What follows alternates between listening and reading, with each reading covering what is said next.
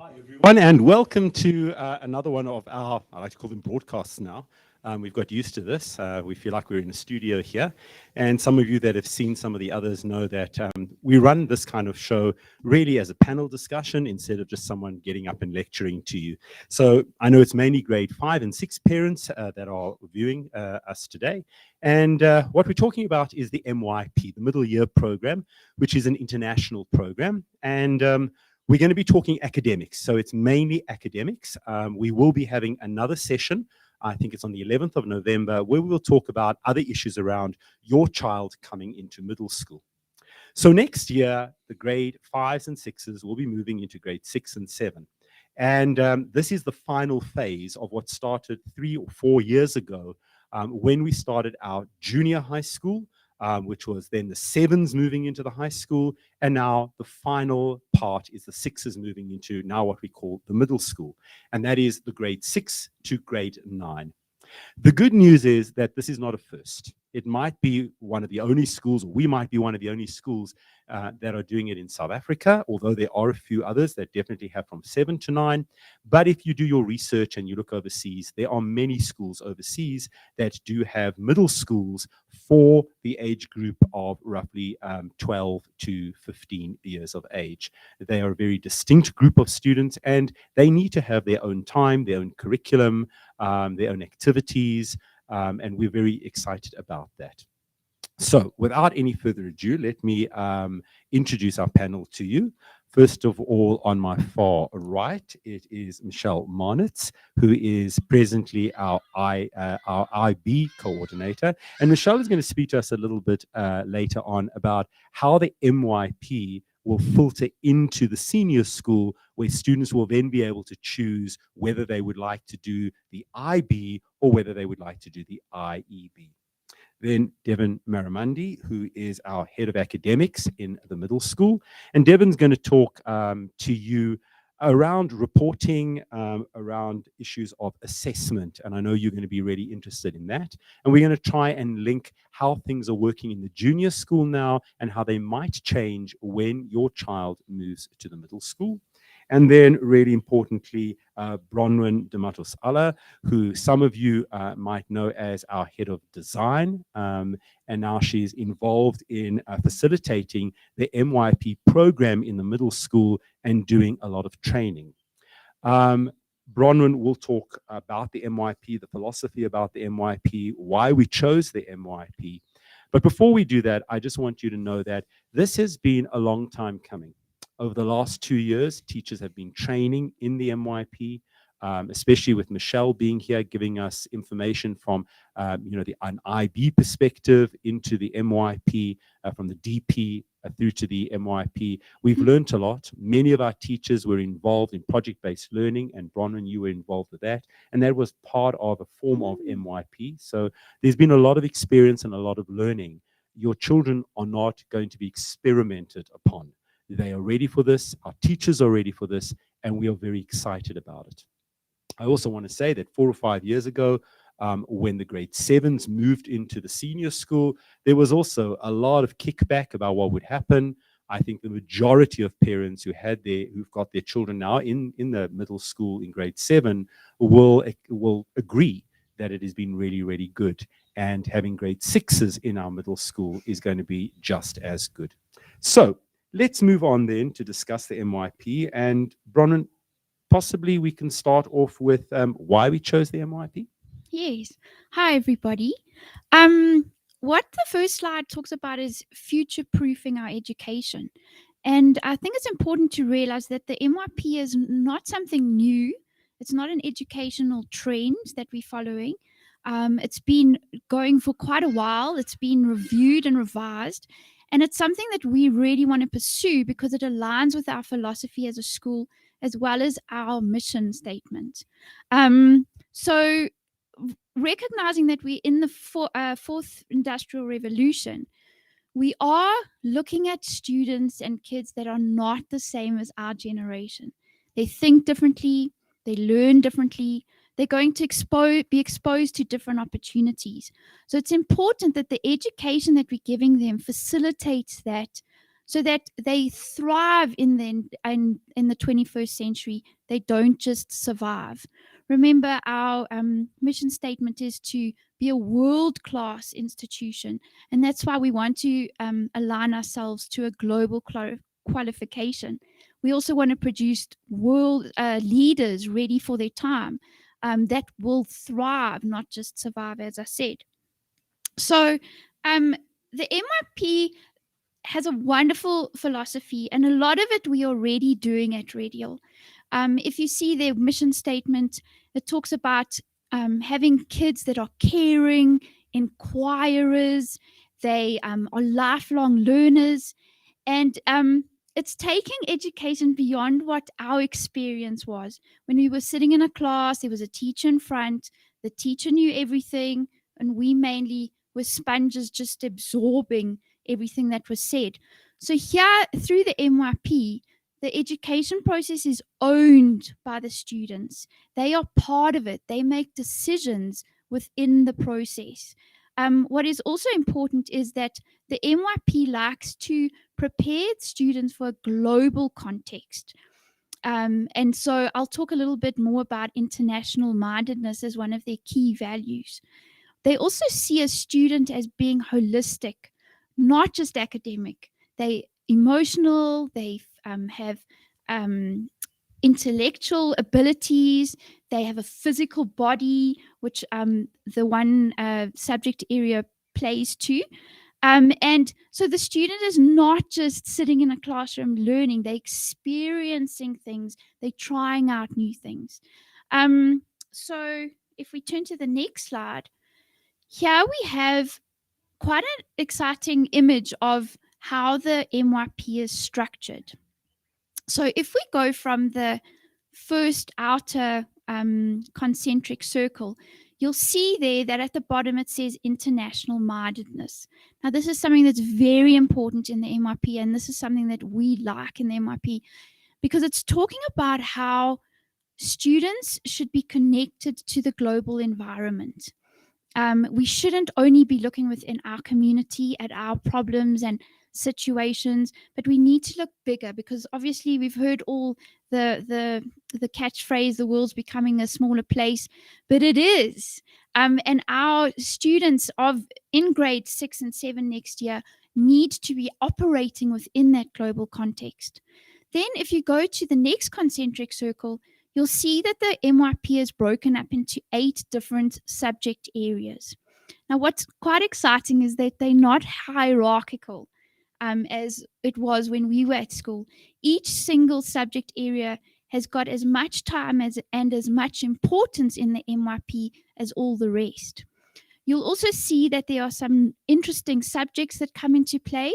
You might read there about individuals and societies.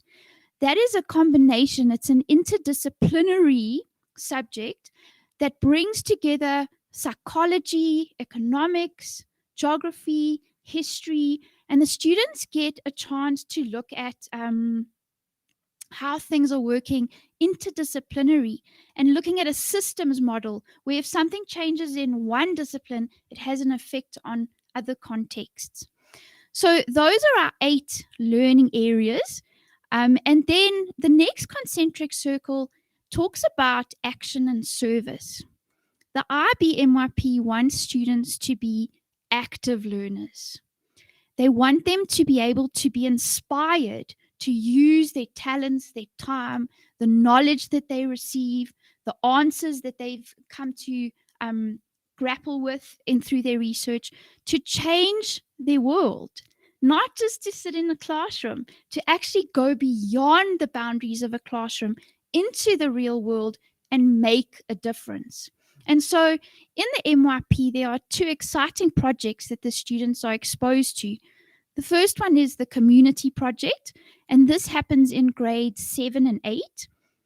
It's a teacher-facilitated project, so it's set up by teachers because the students are still learning, and they get to go into the community and apply the knowledge that they've learned in their classrooms to a real life scenario, and get to know the different stakeholders in the community and how it works and how is it different from what they are experiencing within their lives. The next thing is the personal project, and this is my favorite. Sorry. This is about igniting a passion in students, and they're allowed to choose their own direction. So they take their own subject area that they're very interested in. They choose a direction that they are passionate about, and they've got 6 to 8 months to actually go on a journey of learning. And this is supported and facilitated by by the teachers.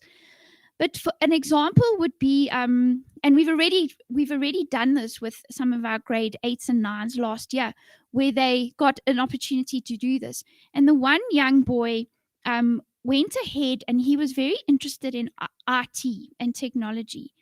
And we were asking them to look for a problem to solve in their real world. And so he knew of a lady that was blind and liked to work on the computer. And what happened was he connected with her, so went beyond the classroom, connected with her.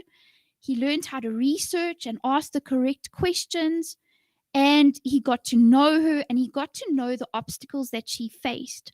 And what happened was he used his talents. He was very good at programming, very good at 3D printing.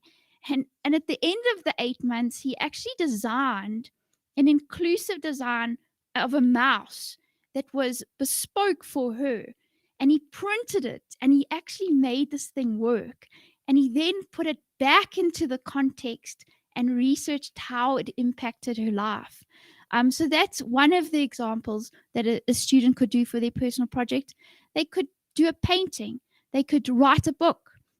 It's absolutely open, and it's all about them and their passion in learning. Ronan, sorry, I would imagine that, one could say, but in all schools, there are kids that, come up with these ideas. For me, the difference is that the MYP is structured in such a way that all students are then given the opportunity to actually do it. It's not just the 1 or 2 students that decide they'd like to be given this opportunity and they self-starters. It's really about making sure that every child goes along on this journey. And that's what I really like about the MYP is that it is a structured program that gives teachers and students direction. It's an international program that has been set up for students all across the world. So we're also competing, if you want to talk about competing, but we're doing what is international best practice. Yes, Correct. contemporary best practice. Yes, correct. So in the middle of the this concentric circles, there's another circle that has the IB profile, the IB learner profile. And if I flip to the next slide, these are the attributes that a student finishing the MYP would have. And these are the things that the teachers would stimulate in the students, giving them opportunities to apply these attributes in their learning opportunities and their tasks that they do. So if you look at the list, it's so exciting and it's so comprehensive. What type of student will come out of that MYP program? The teachers were talking about radial and specifically, and we identified that sometimes our students don't like to be risk takers. And this is something that we want to definitely work on and encourage in our students, because they need to know that making mistakes is okay, that's a learning opportunity in itself, that we're failing forward and we're getting better at things and we're challenging ourselves to try out new things. So it says there at the bottom, this is the IB mission statement in action. And that's what I love about the MYP. It's not just words. It's actually happening in the classroom. And there's such a depth to the teaching and the learning that's happening, much further than what we have experienced before, which is very exciting. Okay. So what I would like to talk about now is international mindedness. When the teachers are teaching, they encourage to choose a global context that the students will be working within. So there's 6 global contexts, and this is the list of where the teachers would choose from. So for instance, if I was doing science and I chose identities and relationships, my content could be ecosystems, and my global context would direct us in a particular way of looking at how ecosystems are examples of relationships. And the MYP is concept driven. So that means that the next slide is that these are the main things that tie everything together in the MYP, that the kids are exposed to concepts. Now, when we were at school, I would like to give an analogy of a stained glass window. When we were at school, we would sit in our desks and each teacher would give us a piece of glass, say, and we would eventually have all these pieces of glass, and we didn't know how they connected, and we didn't know how they worked together. We had ecosystems here, we had decimals over there, we may have the history of the Roman Empire, and we learned it very separated and in silos. And here, through the concepts, the students actually start to put together those pieces and see, how does it affect it? How can we think transdisciplinary across the silos? And look at, for instance, identities and relationships. That can happen in science, but it can also happen in individuals and societies. It can also happen in maths when we're talking about decimals and fractions, their relationships there. So it's the MYP is very interdisciplinary, and it gets pulled together so beautifully, so that the learners at the end of the day, they're able to make a vessel out of all these glass pieces that are getting put together. It makes sense to them. It shows them a perspective of the world. And another beautiful thing about the MYP is that it encourages students to accept difference in other people. So someone might have built a different perspective of their world through the pieces that they have got interdisciplinary. And the students are encouraged to go, oh, someone's got a different point of view. That's as important as mine. It's okay for them to be different, and we will agree to be different. And difference is appreciated, which is so important in today's world. Good. That's a lot of information. Sorry. But we know that as we go through the years that you'll be going through with your children in grade 6 and grade 7, we will continuously be talking to our parents around these issues. One of the things that I've picked up is that, you know, when I first started teaching, and even when I first came to Red Hill, teachers very seldom spoke to each other about what they were doing in their subjects. The maths department did what they did, the science department did what they did. What I've been watching over the last year with the training that you've been doing is that the training is done with all teachers, and they're all talking about similar concepts. So they're talking the same language. And so when we talk curriculum, they're actually structuring their curriculum together and just making sure that within their disciplines, but they're still using the same concepts and the same ideas as they move through. So that's been really exciting to see. So once again, our teachers have for the last year, I know definitely every Monday afternoon you have training sessions. We've got at least 2 teachers in the school who've been in the MYP before. They've been helping with the training. So there's been a lot of training, and teachers are ready for this. Excellent. I suppose the question that most of you are asking is, this sounds wonderful, and I would imagine that there isn't a parent out there that'd be saying, no, I really don't want my kid to be internationally minded. I don't want my kid to be doing these kind of things. I suppose the thing that really becomes the issue now is, this is not the world that I grew up in. The world that I grew up in, I learned my maths, and then I wrote a test, and then I got 70%, and they told me that I was doing okay, or I got 90%, and they told me I'm really bright, or I was getting 40%, and that meant I need assistance. Okay. There is the major shift that I've seen is the way we assess and how we analyze our students so that we know that they're doing well, that we're never in a situation that we're going to wait until an external exam like matric to find out how they're doing. And I know we're moving away from percentages. And so, Devin, if I could ask you to move into what I think most parents are going to want to know is, how are you going to report the success of my child? How am I going to understand that? So over to you. Okay, thank you, Joseph, for that. What I would like to start off with first is, the choice of choosing the MYP program is because it fits in with what we stand for at Radial from an academic point of view. So in saying that, we have not lost sight of the academics as per se. The reporting of the assessments is important in the MYP. And like you said, it forms an integral part of the child's development. Like you said, Joseph, traditionally we would get a percentage, and that's what the child received. But the MYP goes beyond that, and it assesses the child and it monitors the child's growth, and it allows for the child to grow in terms of developing those concepts. It is actually quite a strict a manner in terms of how the child is assessed. What we will find is that the child will receive a level, and that level is graded on that, and it positions the child where the child is currently at. So that is important.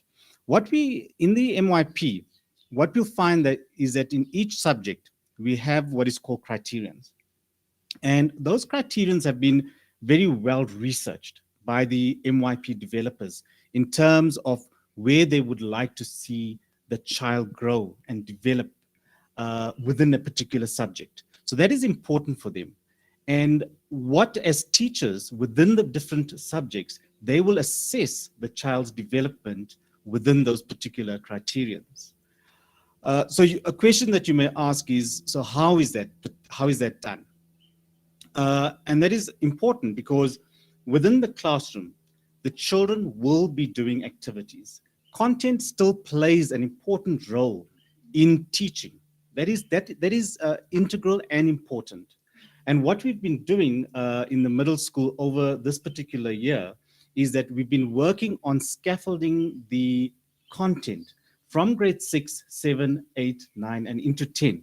So we have an understanding that the child will be well equipped from a knowledge point of view going into the senior school. So basically what you're saying is the content is there, they'll be learning that, but all of the other things are about the building of skills in terms of, and skills and dispositions, I suppose, in terms of becoming inquirers, looking for information, knowing how to do those type of things. So it's not just as we might have learned, where you just learned content and regurgitated the content back. This is a much broader and richer curriculum. Yes, very correct. So in saying so, Joseph, the curriculum is very rich. It allows the teacher to be creative in the learning space. And it allows the teacher to engage with children that have different learning styles. So traditionally what we would find is that a teacher would plan a lesson and would come into a lesson and teach the lesson. And what would happen is that there were certain students that wouldn't really get what the teacher was actually talking about in terms of how he or she delivered the lesson. But when it comes to an MYP point of view, the planning, like you said earlier, isn't done in silos. Teachers within the subject spaces sit together and they basically plan out a unit of inquiry for the students. And they look at the different ways in which children learn. And they base their activities on that. So the student is always put at an advantage for their learning at the end of the day. I just want to come back through to the concept of objectives. And what we'll find out is that in each of these subjects, we have a series of objectives. And what the teachers do or will be doing is that they will be assessing these objectives. The objectives there again is based on the different criteria that have been set within the subjects on that end. And what the child does is, just got to go back 2 steps, is that if we look at the objectives, we have what is called, they are layers within those objectives that the teachers basically planned. It's almost like the objective is scaffolded on that end, and it allows a route for where the teacher can scaffold their activities to actually build this conceptual understanding for these children. So the assessment actually is far richer in terms of the student understanding how they're doing, and it allows the parent far more access to understanding. In other words, you might get 50% for a geography test, but that's it. You just know that your child got 50%. Yeah. You don't know where they were strong, where they were weak. This form of assessment is going to be able to pinpoint where a person is strong and where a person is slightly weaker, so we know what to work on, and the report will be able to give that information to the parent. So with that knowledge, can you give us, do you have an example for us that you could? So if we look at the descriptor that's on the screen at the moment, we will find that we've got a particular objective, a criterion D, and we have a strand that the particular teacher is assessing. We will notice that under the description, we have scaffolded set of levels. We've got our level 1 to 2, 3 to 4 band, 5 to 6, and then 7 to 8 band. Now, those descriptors are clearly explained in terms of where the child is at and what the child has achieved at that particular level. So the teacher will basically analyze the student's work, and based on the levels, those verbs that have been used within those levels, they will assign the child a particular level. And what that does is that as compared to if a child got 14 out of 20, I mean, that's what the child got. But using this particular model, it allows the child as well as the parent to see where the child has gone wrong, and also what remediation needs to be put in place to actually assist the child. So the feedback that is given after an assessment or after an activity has been marked is far more richer and meaningful, not only for the student, but also for the teacher as well, because the teacher is able to use that knowledge to help remediate and offer support. So parents are going to get a much more comprehensive report than what they're Yes. used to, correct? Definitely. I must say, what we would have before is that the parents will get tests that will come back home, and they will see a 15 out of 20, or they will get a report at the end of the semester. In this particular manner, every assessment that the child writes, every activity that the teacher marks is a form of feedback that will give parents an understanding, as well as the child, an understanding of where they are at currently in their learning. And that is very important. And that is the value that the MYP will provide us as well as our students. And that's what one of the benefits of it is. Do you have an example of what a report might look like? So if you look carefully at the next slide, we'll find this is an example of a natural sciences a report on that end. So what we'll find on the left-hand side is that we have 4 different criterions. And as I explained earlier, each subject has 4 criterions.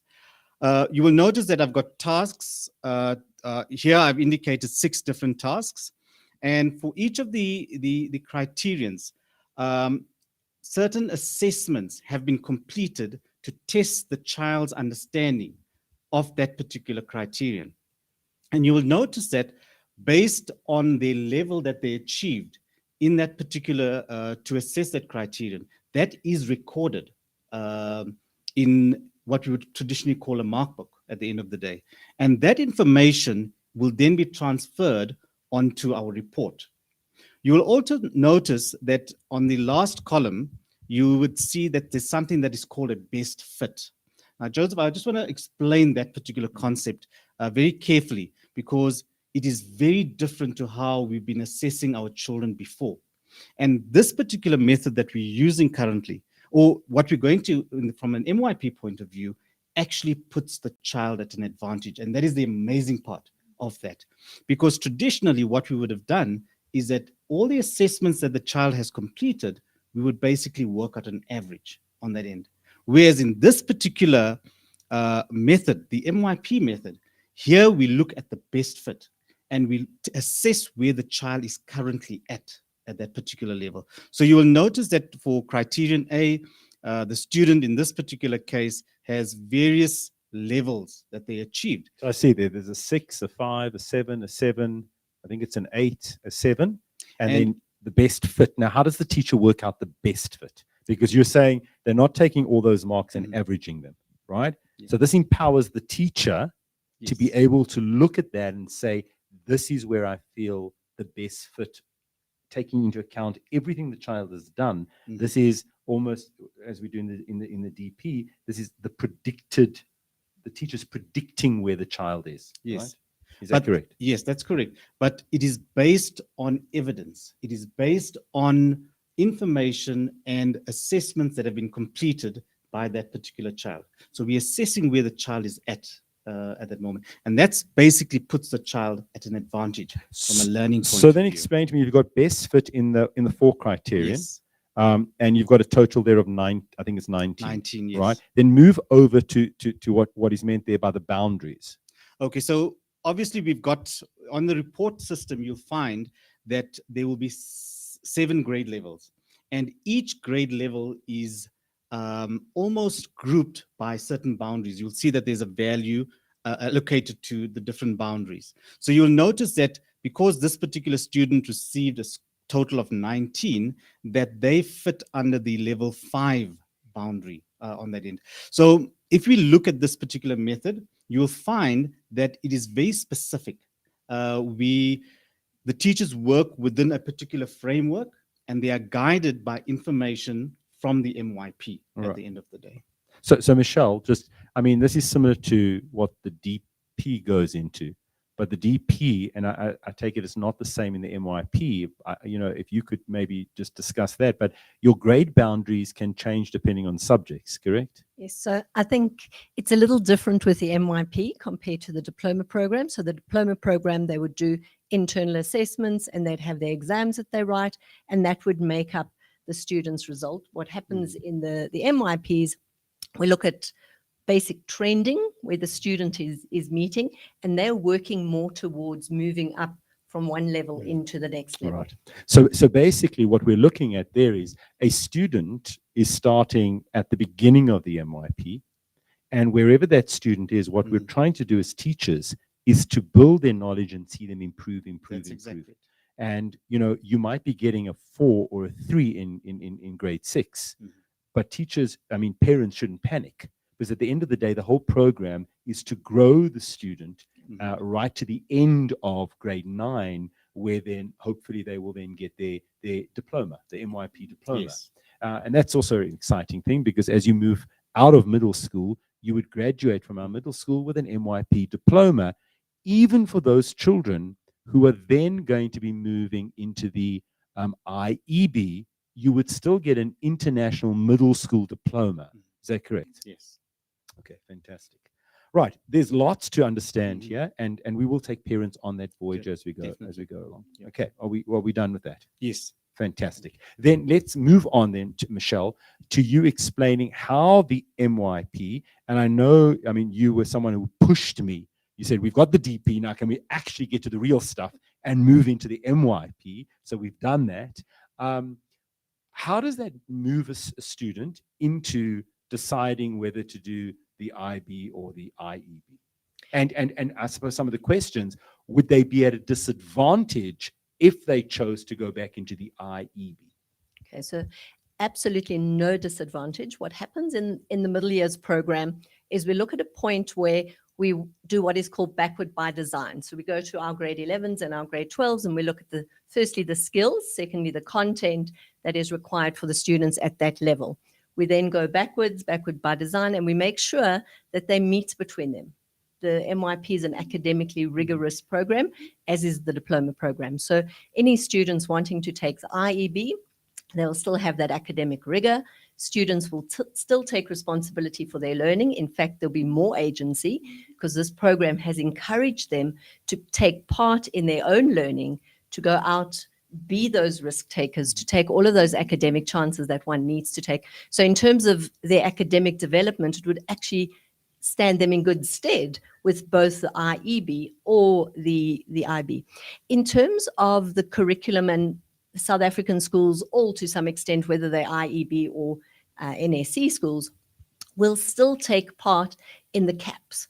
And what we can do in the middle years is we can still build the CAPS content into our planning. So we're not disadvantaging any students, firstly, that would like to leave the school at any point to move to another province or wherever they're going. That is available. But secondly, any other students that are joining the school won't be disadvantaged either, because they'll have the content that is required. We'd obviously need to work a little with bridging in terms of them taking more agency for their learning and that kind of thing. But there should not be a huge jump between the two. And I think that's really important, because I do know that there are certain students at the end of grade 7 who choose to go to a different school. That's the traditional prep high school. So you're saying that you're confident to say that what they will be learning, they will be able to then go to another school into grade 8, and they will know the correct maths and the correct English and the correct geography to be able to make that move. And I would imagine, in the same way as I get international reports, which I look at, and I can figure out, they don't look like our reports, but I can figure out how a student is doing. Our reports would allow a principal at any of the government schools or the other private schools to know how a student is doing, correct? In fact, they'd actually have more detail and they'd have more information before.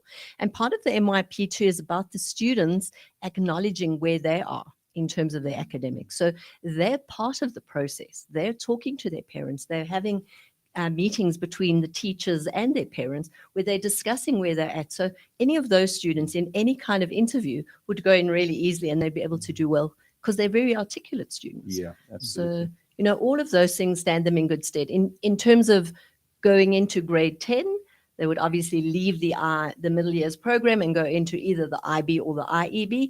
And that's our year 2, the first year of the FET, where we cement all of the skills that the students need and any of the different content material that is required in any of the other areas anyway. So, we fully cover everything that we need to. Okay, fantastic. For those of you who'd like to send in questions, you can send them through to... it's on the chat. You can send it through on the chat, and I will pick up on those questions. So one has come through now. Will students still write tests and exams? And if so, in what grades? Devin? Okay. So just looking at that particular question, I think so it's an important question. And I think so that a lot of that particular question was on the minds of lots of our parents on that end. Students will be writing assessments, 6s, 7s, 8s, and 9s. Within the criterion A, in most of these subjects, we have what is referred to as testing knowledge at the end of the day. And one of the means of testing knowledge is basically looking at using a test to test that particular knowledge. We will still look at our grade 8s and 9s, writing the examinations on that end. But for the grade 6s and 7s, we want to put them in a comfortable space to actually explore learning and love that particular space. Yeah. So I think, we were talking about this earlier. One of the things that we're finding about students that really worries me is the anxiety, right? I think that has become one of the biggest issues we as teachers discuss, how anxious our grade 10 and 11, 12 and 12 students are.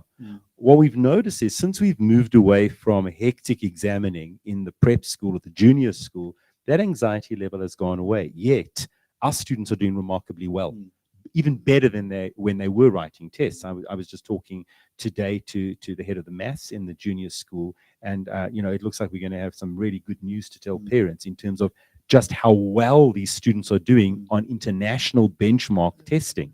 And that was without the pressure. So I think what we're saying here, definitely for our grade 6s and 7s, obviously moving from junior school, there will be a little bit more testing. But we're not looking at putting them under that kind of pressure where at an early age, they're still youngsters, right? We still want them to learn to love learning and be able to think outside of the box, to be able to be risk takers. And we all know that a test in many respects is a punishment. If I don't do well and I see a 50%, I see it as a punishment. I'm scared of having to get that mark. Therefore, I'm not going to take any risks. I'm not going to try something different. I now want to challenge my thinking into what I think the teacher wants and what the teacher's thinking.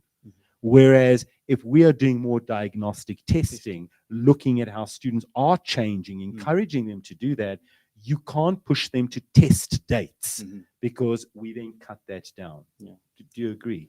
I think Sure. certainly, and what happens in the MYPs, you have formative and summative assessments. So the formative assessments are there to help the teacher understand where the student's working and where they need extra support and help. But the summative assessments is what pulls it together for the students. But we need to remember that within those summative assessments, it's not about comparing student to student. It's about comparing the student to themselves.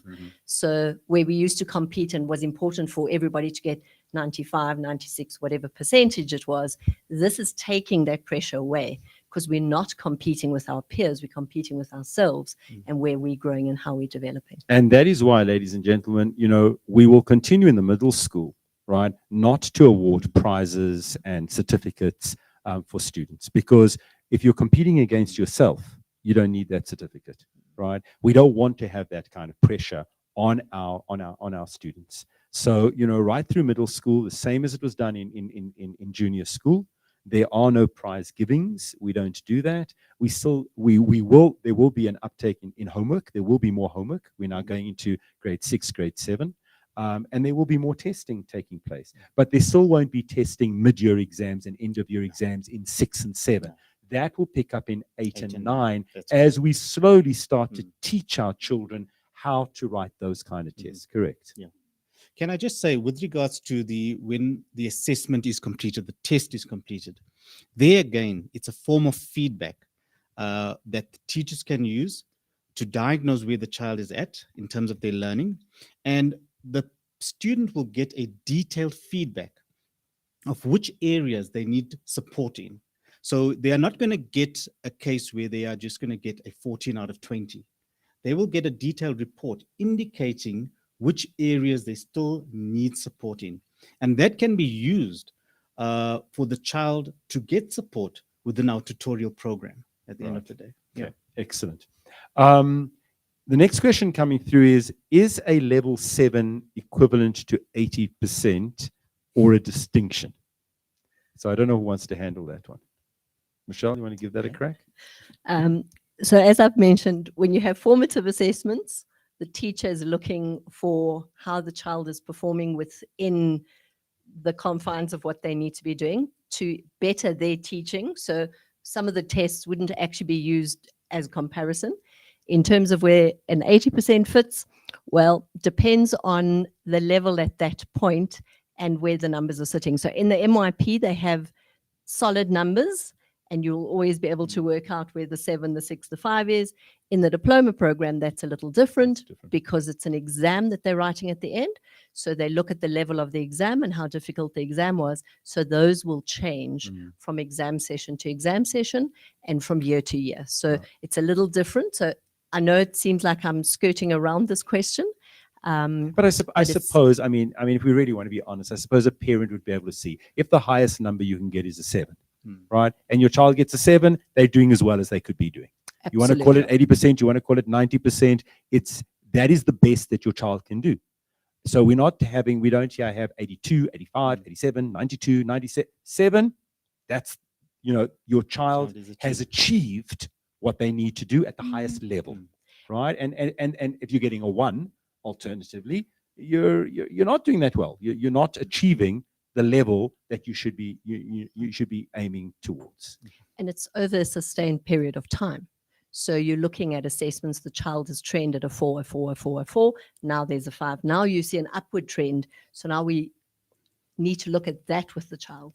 And we need to put in all of the positive reinforcement we would have given for the 80%, we start putting into those students. And what I like about it is that it's not one test, the child is getting 50% for maths, right? And then we want to know, but why did my child go from 80 to 50? Well, because something different was examined, right? So your child might have been questioned on a particular concept that they really got. And then in the next kind of assessment, it was something they're struggling with. But now a parent wants to know, but why did my child go in maths? Almost thinking that maths is one concept, right? Maths is many different concepts. As in geography, there are many different concepts that one learns. So when you drop it's much easier to understand it in MYP because you'll be able to understand that in a particular area they were doing really well, but now we were examining or looking at a different area, and that's where they're struggling. So I think it gives us more information. Yeah. Bron? I think it's also important to see that in the MYP, it's about taking the students from a novice level to an expert level. And when they reach that expert level, the level 7, they're able to teach the concepts themselves. So it's very important the teachers will scaffold that through the grades and throughout the year. So it's very important to see the students' development rather than just ticking you've attained a certain thing. The other thing I wanted to talk about was that in the MYP, it's encouraged to have summative assessments that go over a few maybe periods or lessons or even weeks, so that if a student has got a terrible headache one day, or maybe sadly someone passes away in the family, that result will be bad because they are going through something in their personal life. Then we apply the best fit practice and say, at that particular point, that assessment's not valid because they weren't at their best. They weren't able to concentrate. And we also apply something called try again practice in MYP, where the students are encouraged to rework their work. So if they did get a level 3 in an essay and they get the feedback from the teacher, then they can actually go and rework that essay, putting in the feedback and get it remarked. So that's a very valuable thing in the MYP. Excellent. Okay, I see questions are coming in now, and we're running out of time, so I'm going to move through these. Do students still get to choose subjects? Okay, so remember the subjects are going to change a little bit now. Bronwyn spoke about 8 areas. So all of a sudden, in grade 6 and grade 7, you're not choosing subjects. If you're doing individuals in society, you're doing economics, you're doing geography, you're doing history. If you're doing science, you're doing science, biology, etc. So all subjects are covered, but you're not having hundreds of subjects. You're having one. You're almost going from junior school where you have one teacher or 2 teachers into middle school where you're not getting full range as you would get in high school. You're kind of getting one teacher looking at all the humanities, one teacher at all the sciences. So that will happen. But in terms of grade 6 and grade 7, very soon you will get a subject choice form, because the one subject we're going to be moving in is in terms of the arts. Students will be able to choose 2 of the 3 arts that they've been doing. So in junior school, they've been doing art, music, and drama. Into grade 6 and grade 7, students will now choose 2 of the 3, right? Because we've got to start cutting down. Time becomes, more important, and there are more subjects. So that's the first thing that happens. So that's the only change in grade 6, 7, and 8. When you get to grade 9, we do offer more choices then, right? And when you get to grade 9, you'll see, because then we look at subjects like accounting, French, there's IT, design. We start to break up the subjects, and there is a lot more choice. So really, in terms of your option subjects, you get to choose 6 option subjects, which become 4 in grade 10, which become 3 in grade 11. Those are the options, not the compulsory subjects. So those are the choices. Is there a fixed amount of formative versus summative assessment? Okay, so when we look at that particular question, when we look at the objectives and the criterions, that's important there.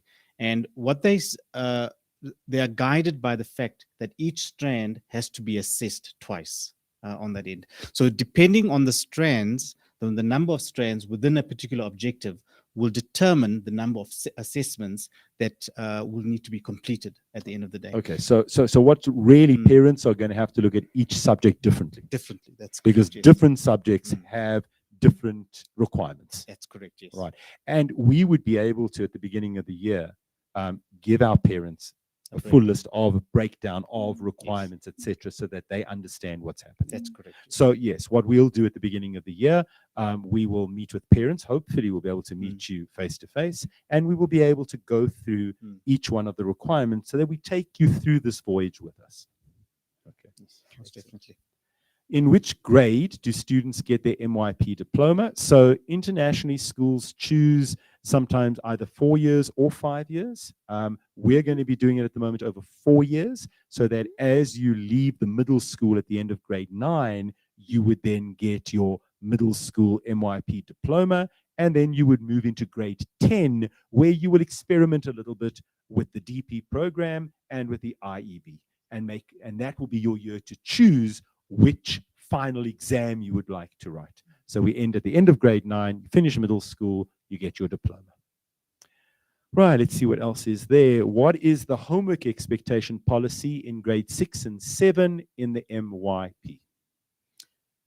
Would you like to do that? Okay.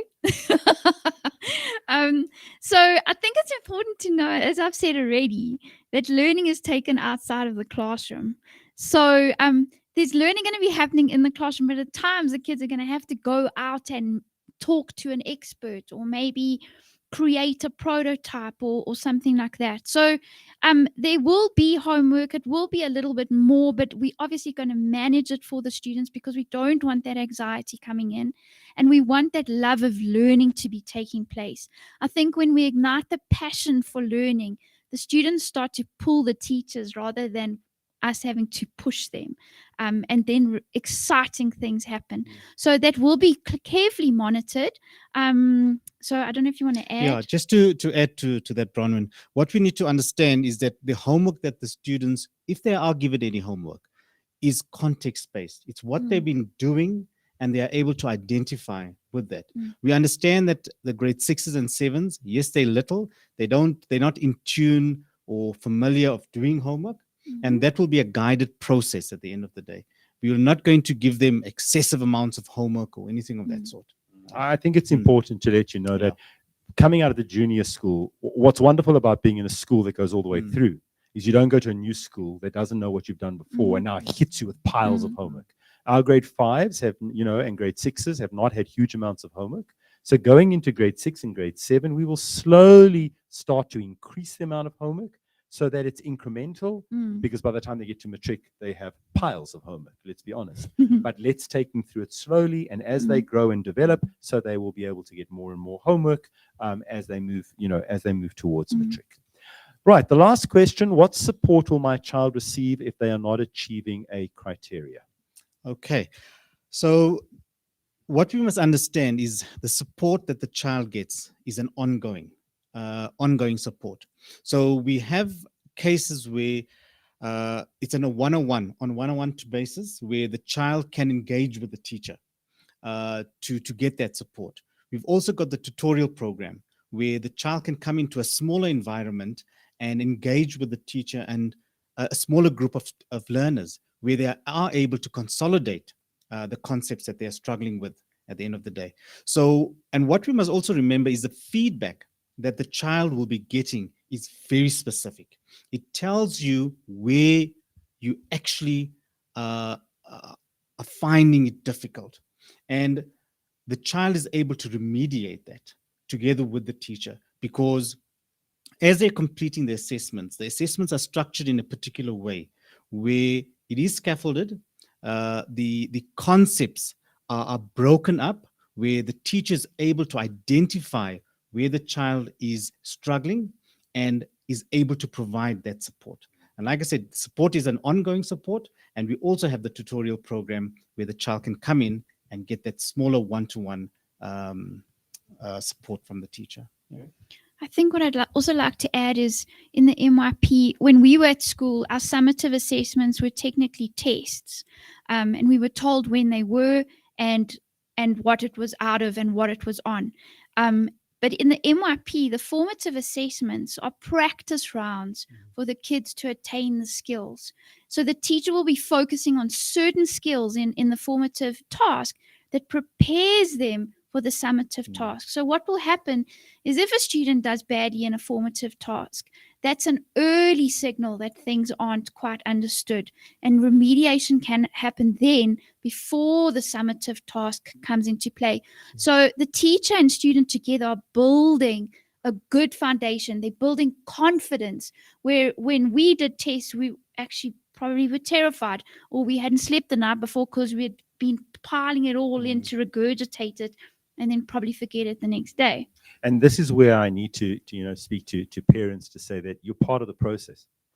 A lot of the time, anxiety comes from the demands that a parent puts on a child. So a child will come home with one of those formative assessments. You'll be getting a 2, and the parent gets really upset. Parents should not get upset because, as you said, that is an indication of where the child is, and we don't necessarily count that mark. Because at the end of all the formative assessments and 1 or 2 summative, we look at best fit. We look at everything that we've seen and we say, this is where we think the child actually is. So parents should never, ever see a 2 or a 3 and go, why have you got such a bad mark? No, it might just mean the child is struggling at this particular concept, but that doesn't mean it's going to add up and it's going to be part of the average. We look at the child as a whole, all of their assessments, and then look at that best fit that you spoke about. So that really is exciting. There's so much to talk about, but I think if I was a parent and I was at Red Hill, I'd be really excited that we have the caliber of teachers that are sitting here today, that you can see really understand what they're doing and come from best practice, and that we're a school that is looking internationally at what is best practice. And I would be really excited if I was a parent. I, as a head of school, am really excited about where we're going. As I always say, we haven't let you down before. Our students attain outstanding results, both in the IB and the IEB at the end of matric, and we're not going to start letting you down now. Our teachers work too hard at this to make a difference to your child's life. Just as we end, I'd like to thank Mrs. Newcomb Thorne, who is head of marketing. She's taken all of your questions. She sends out all of the information. She is sitting here writing up questions on the board for me. To Mrs. Lull, who is watching, making sure that we're all on track and doing what we need to do. Mrs. Adramitaglu, who's always a great support, is here as well. And then also to this team that of students that sit here at all of this. Doesn't just happen. This is an example of how these students are learning. We've got Red Radio, but they're learning about film and film production, and to make this all happen. So to the gentleman who leads and guides them, to Carl Wright, thank you so much, Carl. To Lance Murray, who heads up the team, Matthew Johnson, Sebastian Charalambos, and to Kate Goulding. Thank you for spending your nights with us. I hope all these evenings you're learning something as we go along, but you're invaluable in terms of making this work and for allowing us to communicate with you, the parents. So we look forward to more evenings like this. Remember, the team is here. You can ask as many questions, but trust us, this is going to be a really exciting time for your child. And I think it is the 11th of November. We'll be coming to you with another interview, another panel discussion about all the social, the emotional things that take place, how the day's going to work, the timetable, all those other questions that you have.